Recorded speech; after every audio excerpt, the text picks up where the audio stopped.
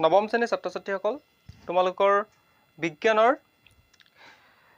8 number chapter যিটো গতি পাঠ সেই পাঠটোৰ যিখিনি অংক আছে সেই অংকখিনি সমাধান কৰিবলৈ আজি ভিডিঅ'টো প্ৰস্তুত কৰিছোঁ। গতিকে তোমালোকে ভিডিঅ'টো প্ৰথম পৰা শেষলৈকে চাবা আৰু তোমালোকৰ বন্ধুবৰ্গৰ মাজত ভিডিঅ'টো শ্বেয়াৰ কৰি ল'বা। যিহেতু মই তোমালোকক ইম্পৰ্টেণ্ট কুৱেশ্যনসমূহ মোৰ এই চেনেলৰ জৰিয়তে তোমালোকৰ মাজলৈ শ্বেয়াৰ কৰি যাম। গতিকে তোমালোকে আমাৰ এই চেনেলটো ছাবস্ক্ৰাইব কৰি ল'বা, লগতে যিমান পাৰা তোমালোকে এই চেনেলটো শ্বেয়াৰ কৰি দিবা। এতিয়া মই তোমালোকৰ প্ৰথম প্ৰশ্নটো লৈ আহিছোঁ। এইটো সমাধান কৰিম এতিয়া চোৱা তোমালোকে কেনেকৈ কৰিম। এতিয়া প্ৰশ্নটোত কি কৈছে চোৱা, খেতিয়ক এজনে 10 মিটাৰ বাহুৰ বৰ্গাকৃতি পথাৰ এখনৰ সীমাৰে 40 ছেকেণ্ডত ভ্ৰমণ সম্পন্ন কৰে। 2 মিনিট 20 ছেকেণ্ড সময় অতিবাহিত হোৱাৰ পিছত প্ৰাৰম্ভিক অৱস্থানৰ পৰা তেওঁ সৰণমান কিমান হ'ব আমাক উলিয়াব কৈছে। এই প্ৰশ্নটো কেনেকৈ কৰোঁ তোমালোকে চোৱা। এতিয়া চোৱা তোমালোকে, এতিয়া আমি লিখি ল'লোঁ, গিভেন দিয়া আছে মুঠ অতিবাহিত সময়। এতিয়া মুঠ অতিবাহিত সময় চোৱা তোমালোকে কি আছে, 2 মিনিট 20 ছেকেণ্ড আছে। আমি এইটো মিনিটটোক আমি ছেকেণ্ডলৈ লৈ যাব লাগে। ছেকেণ্ডলৈ লৈ গ'লে চোৱা তোমালোকে 2 পূৰণ 60 কিয় লিখিছোঁ, কাৰণ 2 মিনিটত আমি কিমান পামগৈ, কিমান ছেকেণ্ড পামগৈ, 120 ছেকেণ্ড। কেনেকৈ পাম চোৱা, কাৰণ 1 মিনিটত কিমান থাকে, 60 ছেকেণ্ড থাকে। আমাক উলিয়াব দিছে কি 2 মিনিট 20 ছেকেণ্ড, গতিকে আমি 20 ছেকেণ্ডটো কি হ'ব, ইয়াত প্লাছ হ'ব। গতিকে ইয়াৰ মুঠ ছেকেণ্ড কিমান হ'বগৈ, 140 ছেকেণ্ড হ'ব মুঠ অতিবাহিত কৰা সময়। এতিয়া আমি ঐকিক প্ৰণালীয়ে কৰিছোঁ চোৱা তোমালোকে। এতিয়া চোৱা 40 ছেকেণ্ডত কিমান ঘূৰে কৈছে, 1 পাক ঘূৰে। তেন্তে 1 ছেকেণ্ডত প্ৰথম কিমান পাক ঘূৰিব গম পাম, 1/40 পাক। 1 ছেকেণ্ডত যদি 1/40 পাক যদি ঘূৰে, তেনেহ'লে 140 ছেকেণ্ডত কিমান ঘূৰিব, 140 ছেকেণ্ডত আমি উলিয়াবলৈ হ'লে কি কৰিব লাগিব, 1/40 ইনটু 140 আমি কৰি দিব লাগিব। তেতিয়াহ'লে 0 0 কাটি দিলোঁ, 2 2 4, 2 7 আমি 14 পালোঁ। এতিয়া চোৱা, এতিয়া আমি যদি 7ক যদি 2য়ে হৰণ কৰা যায় তেতিয়াহ'লে কি হ'ব, 2 3 6 থাকিব কিমান, 1 থাকিব। ইয়াকে যদি আমি মিশ্ৰ ভগ্নাংশ লিখোঁ তেতিয়া কি পাম, 3 পাক ঘূৰিব আৰু কি আধা পাক যাব। এইটো আমি মিশ্ৰ ভগ্নাংশত লিখি দিলোঁ। চোৱা এইটো চোৱা, এইটো আমি বৰ্গাকৃতিটো চোৱা তোমালোকে, এনেকৈ যদি বৰ্গ হয়, এইটো দেখিছানে তোমালোকে, বৰ্গ হয়। এতিয়া ABCD এটা বৰ্গ হয়, ইয়াত 10 10 10 চবফালে 10 হয়। এতিয়া এনেকৈ কৰি সি কেইপাক ঘূৰিব, এনেকৈ কৰি 1 2 3 এনেকৈ কৰি কেইপাক ঘূৰিব, সি 3 পাক ঘূৰিব। এই 3 পাক ঘূৰি আকৌ সি আধাত ৰৈ যাব। মানে কি কথাটো হ'ল কি, সি 3 পাক ঘূৰিব আৰু আধা পাক ঘূৰিব। এতিয়া চোৱা তোমালোকে, এইখিনি মই কি লিখি লৈছোঁ, আমি লিখি ল'লোঁ কি, ধৰা হ'ল বৰ্গাকৃতিৰ পথাৰখন ABCD, য'ত AB সমান BC, কাৰণ হৈছে এইটো বৰ্গ হয়, আৰু CD সমান DA। এইটো আমি সমান কি ধৰি লৈছোঁ, 10 মিটাৰ ধৰি লৈছোঁ, কাৰণ কি হৈছে এইটো বৰ্গাকৃতিৰ পথ। এতিয়া চোৱা, এতেকে 140 ছেকেণ্ডত খেতিয়কজনে এৰ পৰা খোজকাঢ়িব আৰম্ভ কৰিলে পথাৰখন সম্পূৰ্ণ 3 পাক আৰু আধা পাক সম্পূৰ্ণ কৰিব। অৰ্থাৎ খেতিয়কজনৰ অন্তিম অৱস্থান কি হ'বগৈ, C হ'ব। এই অন্তিম অৱস্থান ক'ত ৰখিবগৈ, সি এই Cত ৰখিবগৈ খেতিয়কজনে। এতিয়া চোৱা তোমালোকে, এতিয়া এতেকে হৰণ হ'ব বৰ্গ ABCDৰ কৰ্ণ AC। এই কৰ্ণ ACডাল, এই ACডাল কি হ'বগৈ, ইয়াৰ হৰণ হ'ব। গতিকে আমি কি পালোঁ, এইটো কি পালোঁ, এটা সমকোণী ত্ৰিভুজ পালোঁ। এতিয়া সমকোণী ত্ৰিভুজ বুলি ক'লে, যদি সমকোণী ত্ৰিভুজৰ ক্ষেত্ৰত দুটা বাহু যদি জোখ দিয়া থাকে, তেতিয়াহ'লে এই তৃতীয় বাহুটো জোখ উলিয়াবলৈ হ'লে আমি কি লগাম, পাইথাগোৰাছৰ উপপাদ্য লগাম। এতিয়া চোৱা তোমালোকে, এতিয়া আমি কি পাম, ত্ৰিভুজ ABCত পাইথাগোৰাছৰ সূত্ৰ মতে, পাইথাগোৰাছৰ সূত্ৰটো হৈছে কি, কৰ্ণ স্কোৱাৰ ইকুৱেল লম্ব স্কোৱাৰ প্লাছ ভূমি স্কোৱাৰ। গতিকে আমি ইয়াৰ পৰা পালোঁ কি, ACডাল কৰ্ণ আৰু BCডাল হৈছে লম্ব আৰু ABডাল হৈছে কি, ভূমি হয়। এতিয়া তোমালোকে এনেকৈ যদি চাব পাৰা, এনেকৈ যদি চোৱা তেতিয়াহ'লে BCডাল তুমি ভূমিও ক'ব পাৰা, এইফালে ABডাল তোমালোকে লম্ব ক'ব পাৰা, একো ভুল নহয় ইয়াত। এতিয়া তোমালোকে চোৱা, পাইথাগোৰাছৰ সূত্ৰ লগাই দিলোঁ। পাইথাগোৰাছৰ সূত্ৰ লগাই দিয়াৰ পিছত কেনেকৈ লগালোঁ চোৱা, এইফালে কি আছে, স্কুৱেৰ আছে, এইফালে কি আছে, স্কুৱেৰ আছে, তাৰপিছত এইফালে স্কুৱেৰ আছে। গতিকে আমি এই স্কুৱাৰটো উঠাই দিলে আমি কি কৰিব পাৰোঁ, সমান চিনৰ ইফালে ৰুট অভাৰ বহাই দিব পাৰোঁ। তেতিয়াহ'লে এইটো ৰুট অভাৰ থাকিলে, AB আৰু BC মানটো দিয়া আছে 10 10। গতিকে আমি 10 যদি স্কোৱাৰ কৰি দিয়া হয় 10 স্কোৱাৰ কৰিলে কি 100 হ'ব প্লাছ 10 স্কোৱাৰ কৰিলে কিমান 100 হ'ব ইজুকেল কিমান হ'বগে ইজুকেল ৰুট অভাৰ 200 হ'ব এতিয়া 200 টো যদি আমি ভাঙি দিওঁ তেতিয়াহ'লে আমি কি পাম চোৱা 200 টো যদি ভাঙি দিওঁ আমি এনেকৈ পাইছোঁ চোৱা এতিয়া 2 × 10 × 10 এতিয়া 10 আৰু 10 দুটা আছে গতিকে 10 টো ক'ত ওলাই যাব বাহিৰত ওলাই আহিব এতিয়া 10 √2 মিটাৰ হ'ব এতিয়া এচি মান মানে ইয়াৰ হৰণটো কিমান হ'বগে 10 √2 মিটাৰ হ'ব এতিয়া মই তোমালোকৰ পেজ নম্বৰ 103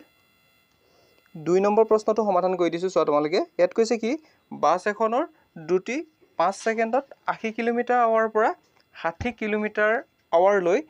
হ্ৰাস পালে বাছখনৰ ত্বৰণ নিৰ্ণয় কৰিবলৈ কৈছে এতিয়া ত্বৰণ ওলোৱা সূত্ৰটো প্ৰথম কৈছোঁ ত্বৰণ ওলোৱা সূত্ৰটো A = V - U / T এই সূত্ৰটো আমি ইয়াত ব্যৱহাৰ কৰিব লাগিব এতিয়া চোৱা তোমালোকে লিখি ল'লোঁ আমি চোৱা গিভেন দিয়া আছে সময়টো T এ সূচোৱা হয় সময় 5 ছেকেণ্ড দিয়া আছে 5s আৰু প্ৰাৰম্ভিক বেগক আমি U এ ধৰোঁ প্ৰাৰম্ভিক বেগ 80 কিলোমিটাৰ/আৱাৰ অন্তিম বেগটো আছে 60 কিলোমিটাৰ/আৱাৰ এটাকে আমি কৰি ল'লোঁ V - U 60 - 80 কিলোমিটাৰ/আৱাৰ গতিকে কিমান থাকিলে -20 কিলোমিটাৰ/আৱাৰ থাকিলে এতিয়া কিলোমিটাৰ/আৱাৰটোক আমি মিটাৰ ছেকেণ্ডলৈ লৈ যাব লাগিব এতিয়া কিলোমিটাৰ/আৱাৰটো মিটাৰ ছেকেণ্ডলৈ কেনেকৈ নিছোঁ চোৱা তোমালোকে এতিয়া চোৱা এতিয়া যিহেতু আমাক কি আছে -20 কিলোমিটাৰ/আৱাৰ আছে গতিকে কিলোমিটাৰটো মিটাৰত নিবলৈ হ'লে কি হয় 1000 মিটাৰে 1 কিলোমিটাৰ গতিকে 1000 আমি পূৰণ কৰিলোঁ আৰু এটা কথা এটা ছেকেণ্ডলৈ নিবলৈ হ'লে এতিয়া 1 ঘণ্টাত কিমান থাকে 60 × 60 ছেকেণ্ড থাকে এতিয়া আমি কি কৰিব পাৰোঁ 0 কাটি দিলোঁ ইয়াত আৰু তাক কৰিব পাৰোঁ 0 কাটি দিলোঁ এতিয়া কি কৰিম চোৱা 2 × 2 2 3 × 6 আৰু এটা কাম কৰিব পাৰিম এতিয়া কি চোৱা এতিয়া ইয়াত কি আছে 6টো কাটিলে 3 2 × 6 250 কিমান হ'বগে 100 হ'ব এতিয়া 3 3 × 9 হ'ব ওপৰত কিমান থাকিব 50 থাকিব এইটো চোৱা এইটো মই তোমালোকক কৰিয়ে দিছোঁ এইটো কি হ'বগে ইয়াত আমি কি পালোঁ -50/9 মিটাৰ ছেকেণ্ড পালোঁ যিহেতু আমি ত্বৰণৰ সূত্ৰটো পাইছোঁ ত্বৰণৰ সূত্ৰটো মই অলপ আগত লিখিয়ে দিছিলোঁ ত্বৰণৰ সূত্ৰটো হৈছে কি V - U / T এতিয়া আমি V - U মানটো পাতি দিলোঁ V - U মানটো হৈছে এইটো পাতি দিলোঁ ডিভাইডেড বাই কি T টাইম কিমান আছিলে 5 আছিলে এতিয়া মিটাৰ ছেকেণ্ড স্কোৱাৰ হ'ব কাৰণ কেলৈ এইফালে কি হ'ল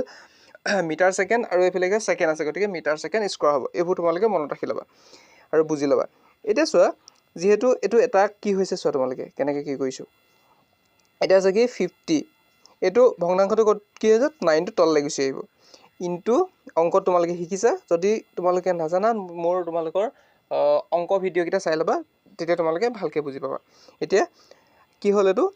তোমাৰ 9টো তললৈ আহিলে ইনটু 5 হ'ব এতিয়া এইটো মাইনাছ থাকিব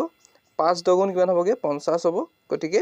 কিমান থাকিব -10/9 থাকিব এতিয়া আমি কি কৰিলোঁ চোৱা -10/9ক যদি আমি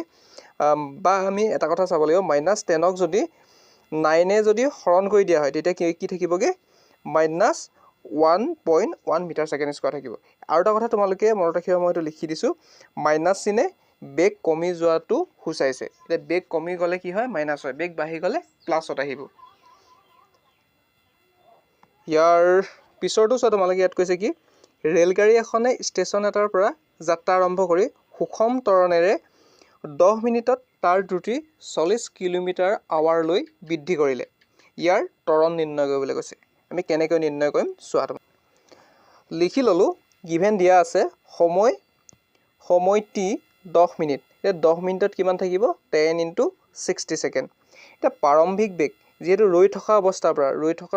কি হ'ব ট্ৰেইনখন যদি ৰৈ থাকে তেতিয়াহ'লে কিমান হ'ব সিটো কোনো স্পীড নাপায় গতিকে কি হ'ব তাৰ প্ৰাৰম্ভিক বেগ কি হ'ব 0 মিটাৰ ছেকেণ্ড হ'ব আৰু অন্তিম বেগটো কি হ'ব V অন্তিম বেগ কিমান বুলি কৈছে 40 কিলোমিটাৰ/আৱাৰ বুলি কৈছে আমি এতিয়া কিলোমিটাৰ/আৱাৰ আমি কি কৰিলোঁ এইখিনিত মিটাৰ ছেকেণ্ডলৈ লৈ গ'লোঁ মিটাৰ ছেকেণ্ডত তোমালোকে চোৱা এইটো এতিয়া 60 আমি 0 কাটি দিলোঁ তাৰপিছত আমি কি কৰিব পাৰোঁ 0 কাটি দিলোঁ এইটো আমি চাইছোঁৱে 2 2 × 4 2 3 × 6 এইটো আমি কাটিব পাৰোঁ এইফালে আমি এইটো 6 কাটিলে 2 3 × 6 2 50 100 এতিয়া গতিকে আমি এটো পালো কি এটো কিমান পালোগে 100/9 মিটাৰ সেকেন্ড পালো এটো যেহেতু আমি কি কৰিছো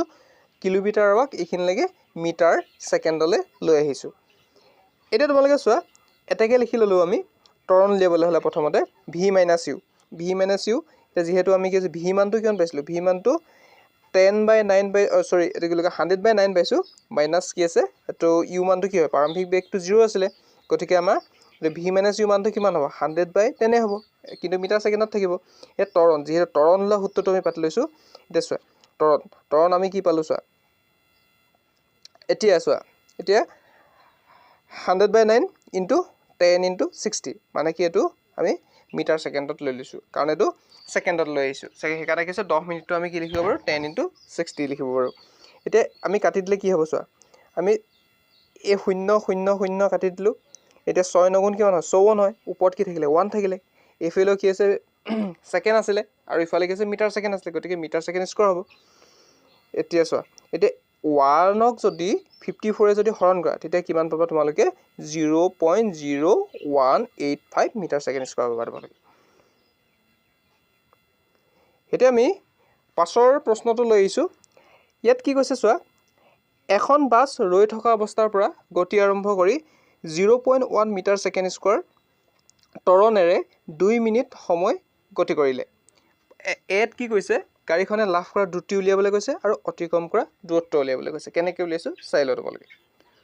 প্ৰথম আমি কি লিখি লৈছো প্ৰাৰম্ভিক বেগ এটা প্ৰাৰম্ভিক বেগ কি হ'বগে এটো 0 হ'ব কাৰণ ৰৈ থকা অৱস্থাত কি হৈছে ৰৈ থকা অৱস্থাৰ পৰা গতি কৰিছে গতিকে এটো প্ৰাৰম্ভিক বেগটো 0 মিটাৰ সেকেন্ড হ'ব এটা ত্বৰণটো কিমান দিয়া ত্বৰণটো দিয়া আছে 0.1 মিটাৰ সেকেন্ড স্কয়াৰ দিয়া আছে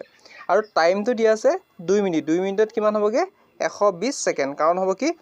1 মিনিটত কিমান সেকেন্ড থাকে 60 সেকেন্ড থাকে এতিয়া আমি এটা বস্তু জানো যে কি v = u plus at এটো সূত্ৰ মতে এই সূত্ৰকেইটা তোমালোকে মনত ৰাখিবা তোমালোকৰ কিতাপত আছে সূত্ৰটো এতিয়া এটো v মানে কি আমাক অন্তিম বেগটো উলিয়াব কৈছে এতিয়া u মানটো 0 হয় আৰু a মানটো কি আছিল মানে ত্বৰণটো কিমান আছিল 0.1 ইনটু টাইমটো কিমান আছিল 120 সেকেন্ড আছিল গতিকে আমি যদি 120 এ যদি 0.1 ক যদি হৰণ কৰা যায় তেতিয়া হলে কি থাকিব 12 থাকিব মানে পইণ্টটো 1 আগলৈ গুচি যাব তেনে হলে আমি ইয়াত কি পালো অন্তিম বেগ কিমান পালো 12 মিটাৰ সেকেন্ড পালো এতিয়া এটাকে লিখিব লাগিব গাড়ীখনে লাভ কৰা দ্ৰুতি কিমান পাম 12 মিটাৰ সেকেন্ড পাম এটা বি টোত কৈছিলে কি অতিক্ৰম কৰা দূৰত্ব উলিয়াবলৈ কৈছে অতিক্ৰম কৰা দূৰত্ব হৈছে কি s হয় আমি s এ হজাও এটা যেহেতু s = ut plus 1/2 at square এটো হৈছে কি অতিক্ৰম কৰা দূৰত্ব লোৱা সূত্ৰ হয় এটা সূত্ৰ মতে বহাই দিলো u মানটো কি আছে 0 আৰু t মানটো কিমান আছিল 120 ইয়াৰ পিছত আমি 1/2 বহাই দিলো সূত্ৰ মতে a মানটো কি আছিল ত্বৰণটো কিমান আছিল 0.1 আছিল আৰু t টো কিমান আছিল t টো মানে সময়টো কিমান আছিল 120 আছিল গতিকে স্কয়াৰ কৰিলে 120 * 120 হ'ব গতিকে 2 এ যদি ইয়া কাটি দিয়া হয় কিমান হ'ব 120 কাটি দিলে কিমান থাকিব 60 থাকিব গতিকে এইকিটা যদি আমি পূৰণ কৰি দিয়া হয় তেতিয়া হলে আমি কিমান পাম 720 মিটাৰ পাম এটা যেহেতু অতিক্ৰম কৰা দূৰত্বটো কি মিটাৰত প্ৰকাশ কৰা হয় গতিকে আমি অতিক্ৰম কৰা দূৰত্বটো কিমান পালোগে 720 মিটাৰ পালো